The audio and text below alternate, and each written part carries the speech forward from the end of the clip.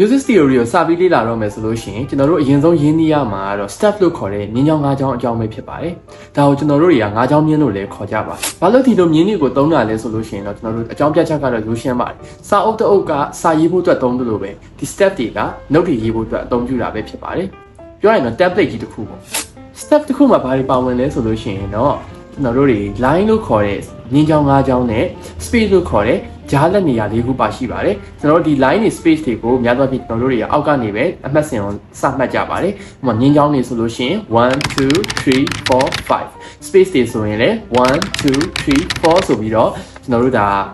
သတ်မှတ်ကြတာပေါ့ဒီနေရာမှာကျွန်တော်တို့မှတ်သားစရာတစ်ခုအနေနဲ့ဆိုလို့ရှိရင်เนาะကျွန်တော် notes တွေက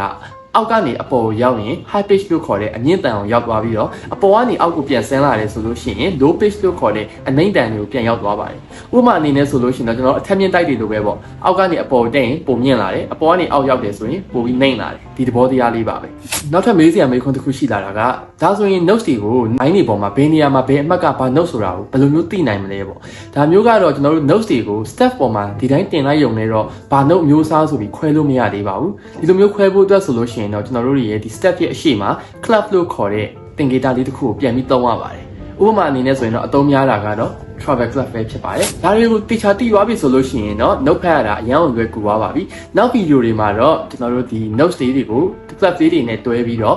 ဘယ်လိုမျိုးအလွယ်အကူဖတ်ရမယ်ဆိုတဲ့နည်းလမ်းလေးတွေကိုဆက်လက်ပြီးကျွန်တော်ရှင်းပြပေးသွားမှာဖြစ်ပါတယ်ကျွန်တော်ကတော့ Ru ပါဒီနေ့ challenge အနေနဲ့မိမိအိမ်မှာ piano ရှိတယ်ပဲဖြစ်ဖြစ်ဒါမှမဟုတ် application တွေထဲမှာ piano keyboard လေးကိုသုံးပြီးတော့ပဲဖြစ်ဖြစ်အနှိမ့်ကနေအမြင့်ကိုခလုတ်တစ်ခုချင်းတီးသွားကြည့်ပေးပါဒီလိုမျိုးတီးနေရင်းနဲ့ကိုယ့်ရဲ့အာရုံထဲမှာအနှိမ့်ကနေအမြင့်ကိုတက်တာအနှိမ့်ကနေအနှိမ့်ကိုပြန်ဆင်းတာဒါလေးတွေကိုလိုက်ပြီးတော့မြင်အောင်ကြည့်ပေးပါ